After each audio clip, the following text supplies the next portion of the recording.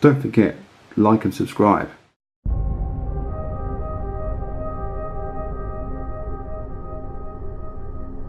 What's up people? Welcome to the channel. Here is the video of the Mcfarlane J.D Fenix that got released in November. A lot of people in the UK didn't pick them up till December.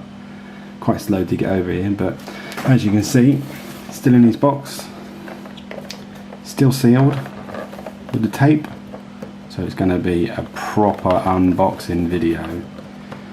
So this is the first Gears 4 figure to be released from Mcfarlane. Then they've done the cape, which I've also got. That'll be in the next video. And then you got the Dell, which as of today, January the 11th, they've just announced some pictures. So we should put them up here. Yeah. So you can see that's ready for pre-order. So expect that to be in stores soon. They did have a release date for March, but it might be sooner. Yeah, it's the standard box from Mcfarlane. Mcfarlane are more well known for things like Spawn. I've just noticed they do Walking Dead figures, so they're quite popular in terms of the figure range they do. As with all unboxing videos, we've got to use a knife to get into the box. Safety first. If you have children, don't use a knife. If you're an adult, go and get a knife that's nice and big. Inappropriate knives for opening boxes are all what we need. So, real unboxing video. So what I want to do is break the tape. Yeah, look at that. Breaking the seal of a toy. So, proper unboxing videos. Useless. Preferably use a sharp knife if you can. It always helps. There you go. Whoa. Must admit, the box was a hell of a lot easier to get into than the NECA toy ones. I suppose that's my first. Before we go on to that, let's just do a compare of the boxes. So Mcfarlane's all cardboard. NECA on the other hand did clamshell. These were awful. Quite a big difference in the box sizes. This is just a random Gears 3 Dominic Santiago figure of the too many figures that I've got in the garage that I should really do something with. You can see the box is a little bit, I must admit I prefer the NECA one, but box. These were a pain in the bum to get into. To get into these, you have to score down here, score down here, score down here, peel this up, slash all your fingers, never fun. See how easy this is. Here it comes, remember the truth. Ooh. Box. Just the point about the box as well, it must be sold worldwide box because it's got every single language on the box. So if you want to no information really on the box about the figure, just a load of old nonsense on there. No information about the character himself. Gear packs inside, taped on the side. We'll get that later on. Go away with the box. So here is Mr. Junior Fenix himself. Oh, twist eyes. Here he comes. Mr. J.D. Does he stand up on his own? Oh, the feet are all over the show. Let's move this down a bit. Yeah, yeah, he stands up really well, I must admit. So what have we got here? Snub pistol. Detail. Quite nicely detailed. I quite like the blue paint on that. Little silver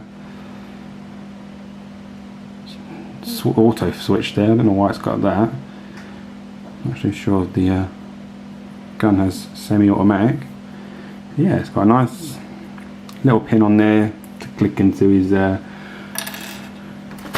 holster on his leg.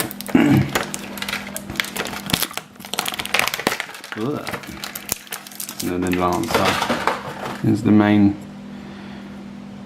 firing piece. Really nice detail actually on that. Wooden stock.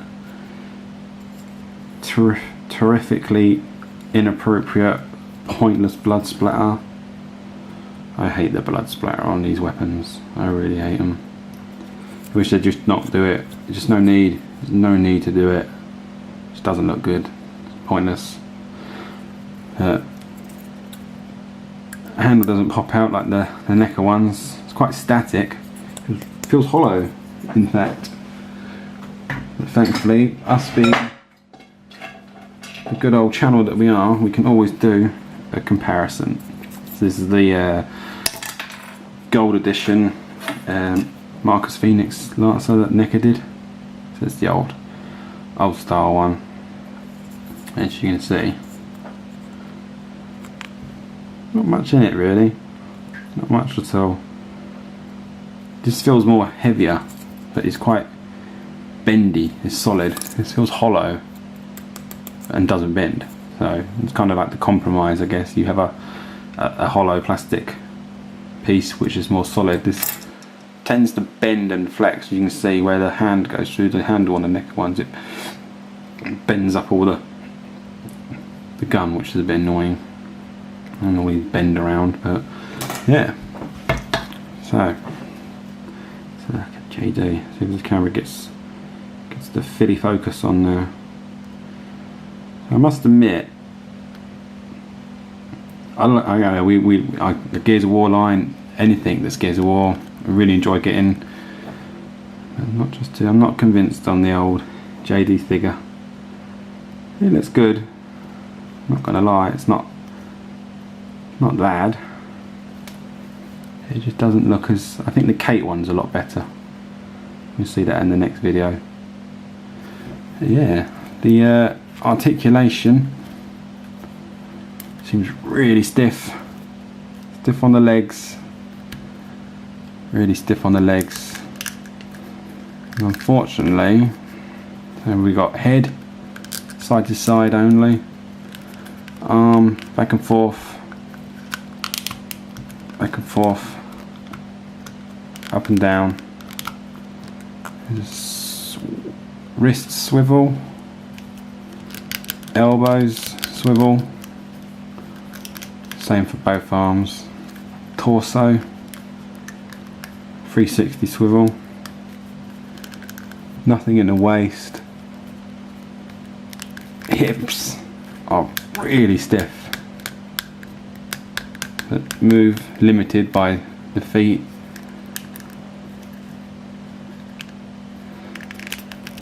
Nothing there, so only moves this side. And knees, we've got a joint, so knees and feet, both feet move. God, sorry for the old camera work, concentrating on the figure more than the camera. I remember to look at the camera. So yeah, kind of a bit of a weird pose really. Only seems to be able to concentrate on one pose, which is a bit of a shame because the pictures that we talked about in the video showed him holding a gun in that position that I really wanted it to be, but it doesn't look like he's going to do that position at all. But everything else seems pretty good. Detail's really nice on the armour and the body. Nice paint application. I think just the only thing that lets it down is the eyebrows. I think the eyebrows could have been a little bit better. But yeah, let's try getting this gun in his hand. Might have to do some trusty old speeding up. So the hand, pull the fingers back. They're easy enough. They look like a rubber. Get his finger in there.